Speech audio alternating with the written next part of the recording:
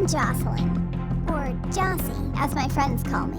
I got in so much trouble trying to hide this fact from my best friend. Her dad, Mr. Paxton, also worked at the same college as a literature professor. I had no doubts about English literature.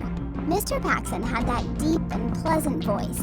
His class was really interesting for me in both the way he was teaching it and outlined something romantic and virtually just keep talking Kathy's ear off about what a lucky woman her mom must have been. Actually, I got so inspired that I even wrote a poem myself. I was really looking forward to his professional opinion about it. He stood up and came up to me, and that made me stand up too. It felt like we were attracted to each other like a magnet. So, as you might have guessed, we started our romance. Desperately tried to avoid talking about him to Kathy since then. I carefully deleted all traces of our affair from myself. Hi, and I was sure my he was name too. is Leanne, and I'm lying to my dad about my mum to help save our family. Bunch of unpleasant occasions happened a while ago, and my little brother Matthew, he's 2.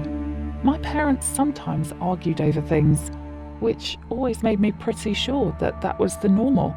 But one day it turned out that I was terribly mistaken. It was in the middle of the day, and I was doing my homework. At some point, she asked me to go look after Matthew. After 10 minutes, I realised that Mum still hadn't returned, and I decided to go and see if everything was okay with her. She said that she had stubbed her toe badly, but I felt like something else was going on that made her so upset. And most of the time she keeps her emotions to herself. She never cries over, let's say, a sad film or upsetting news. Oh, by the way, I guess it's because of this. She always said that I had plenty of peers around me to be friends with. This pattern of my mum's character is key to this story. Later that day, or rather during the night, I woke up because I heard some voices. And judging from the few words that reached me, then I understood why she was crying earlier that day.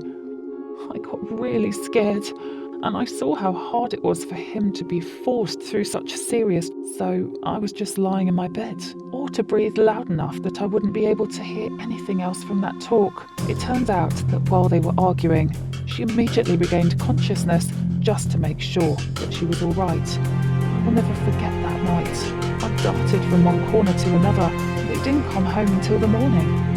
My mum's face showed that she had only just stopped crying.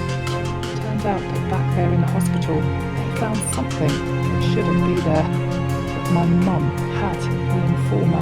And you can rest assured that Mum decided to start her treatment immediately.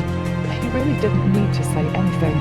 So every day when I came home from school I had to cook. Because, after the chemo, and she could barely take care of herself, but also her temper.